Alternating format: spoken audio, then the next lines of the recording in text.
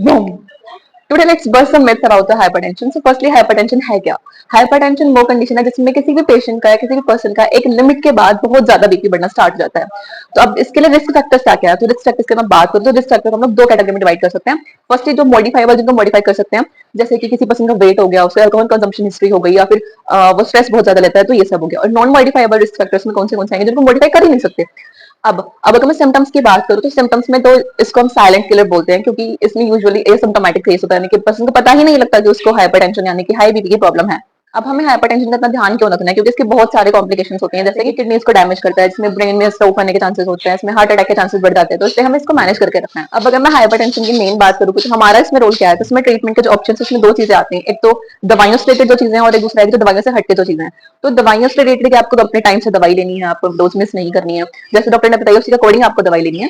और दूसरा है कि जो दवाइयों से हटके, जैसे आपको वेट कम करना है, अपने डेली एक्सरसाइज वगैरह करके रखनी है, हेल्दी डाइट लेनी है जिसमें सोडियम कम हो और पोटेशियम ज्यादा हो, यानी कि नमक ज्यादा नहीं खाना है, आपको अल्कोहल हो गया या फिर जो टोबैको वो सब नहीं खाना है। अब बहुत सारे जो मिथ है जिनके बारे में मैंने स्टार्टिंग में बात की थी कि bursting the myths about the hypertension, तो उसमें सबसे पहला मिथ क्या आता है कि जो हाइपरटेंशन है वो सिर्फ एक ओल्ड एज यानी कि बहुत बूढ़े एज पे जाके होती है, सिर्फ बूढ़ों की बीमारी है, तो ऐसा कुछ नहीं है। जो हाइपरटेंशन है ये एक ऐसी बीमारी है जो किसी भी एज ग्रुप को इफेक्ट कर सकती है।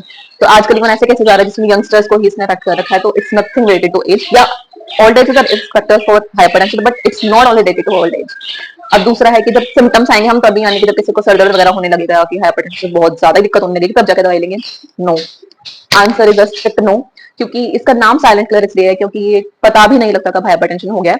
तो ये बहुत सारे लोगों में एसिम्प्टोमेटिक रहता है, तो मेडिसिन अगर आपके डॉक्टर ने बोला है कि लीजिए तो मतलब लीजिए। कई लोग मानते हैं कि जो हाइपरटेंशन है वो कोई बीमारी नहीं है, इसका एक नॉर्मल पार्ट है एजिंग का, तो ऐसा कुछ नहीं है। अगेन, ओल्ड एज जो है वो एक रिस्क फैक्टर है हाइपरटेंशन का, बट ऐसा कुछ नहीं है कि नॉर्मल है, नॉर्मल नहीं है। तो आपको बीपी कंट्रोल में रखना है। और हाँ, बहुत लोग ये मानते हैं कि जो अगर हमारा बीपी आज कंट्रोल में आ गया है या फिर हमारा एक महीने से बीपी कंट्रोल में चल रहा है तो मेडिसिन रोक देते हैं। Answer is a big no.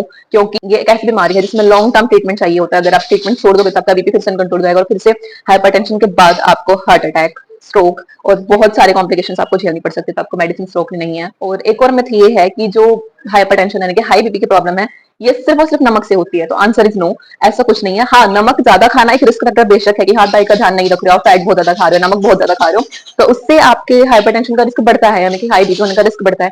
But ऐसा कुछ नहीं कि ये सिर्फ और सिर्फ नमक से लेना देना, ऐसा कुछ नहीं है। अब बहुत लोग ऐसा मानते हैं कि अगर एक बार बीपी की प्रॉब्लम हो गई तो पूरी लाइफ लॉन्ग रहेगी, क्योर नहीं हो सकती।